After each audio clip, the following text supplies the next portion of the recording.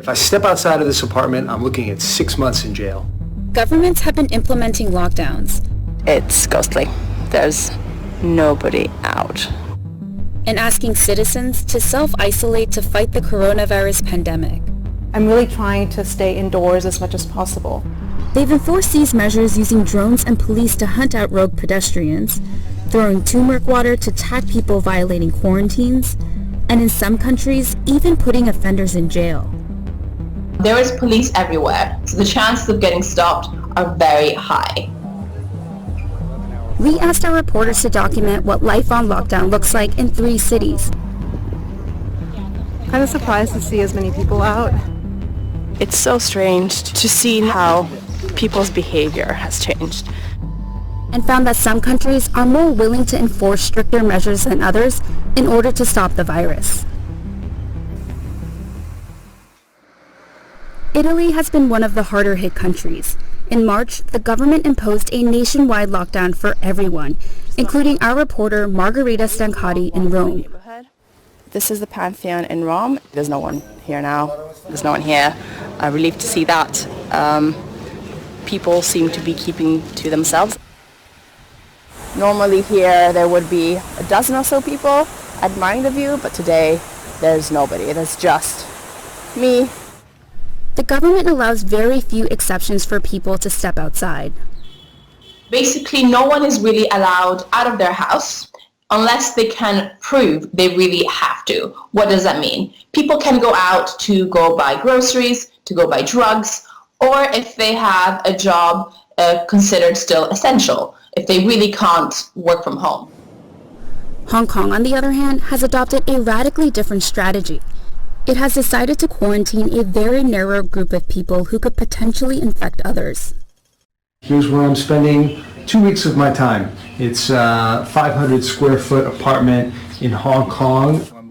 The Hong Kong government required our reporter Dan Strumpf to self-isolate for 14 days after he traveled abroad. The city is quarantining anybody that's coming into Hong Kong, regardless of where they're coming from. The city's also closing itself off to any visitors who are not residents of Hong Kong. There's also other citywide measures like gatherings of more than 4 people are forbidden, movie theaters and gyms are closed. But that aside, Hong Kongers are relatively free. They can go out and shop. They can still go to restaurants that are still open. Meanwhile, the U.S. hasn't imposed a nationwide lockdown. Instead, many states have issued shelter-in-place orders. This is the first time I've left the building in about almost a week. In New York, the epicenter in the U.S., one of our editors, Daniela Hernandez, has been living in a system that may sound drastic. This is not life as usual. We've taken every action that government can take, remain indoors to the greatest extent. But towards the end of March, that didn't appear to be the case on the ground. Wow. So there's a lot of people here in Central Park. The same problem has arisen in California, where people have been going on hikes. Many people don't hesitate for a second to head outside, even if it means standing in line next to others. So this is the line to get into the local Whole Foods. It's wrapping way around the block. Just how crowded the streets are comes down to how difficult the government makes it for people to leave their homes. I can't even go out to get groceries, and I'm totally reliant on my friends to make deliveries to my apartment.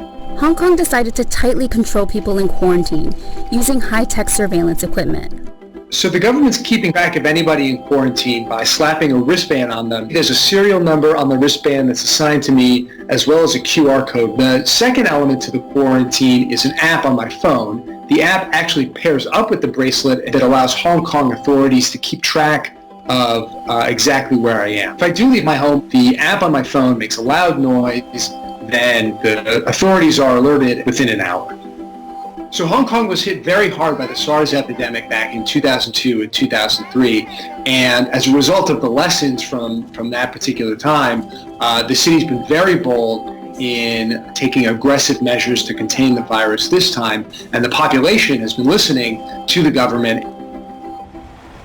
In Rome, as well as in Paris and other European cities, there are no high-tech devices like in Hong Kong.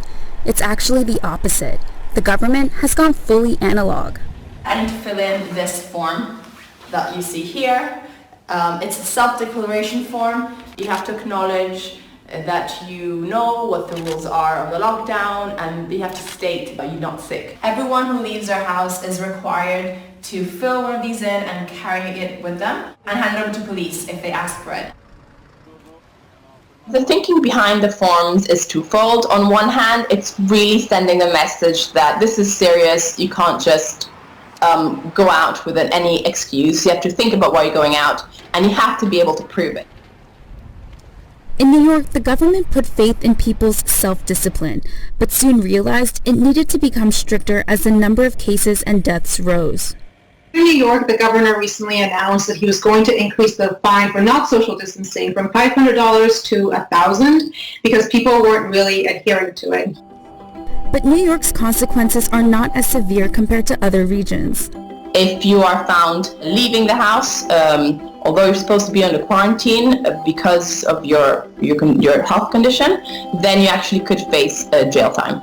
In Hong Kong, the penalty ranges up to 6 months in prison and a 25,000 Hong Kong dollar fine, which amounts to about 3,500 US dollars or so. The most draconian lockdown was in China's Hubei province, where the pandemic first emerged.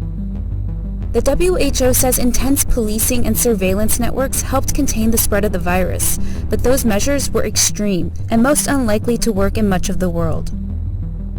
For these kinds of draconian measures to be imposed on a Western democracy is absolutely shocking. People could not believe what was happening. But as the pandemic is progressing, more European countries and US states are replicating some of the strict measures seen in Italy and even China. Although it seemed unthinkable when all this started, by and large people have understood why these restrictions are necessary, because the infections were just simply out of control. But who knows how long they're going to put up with it.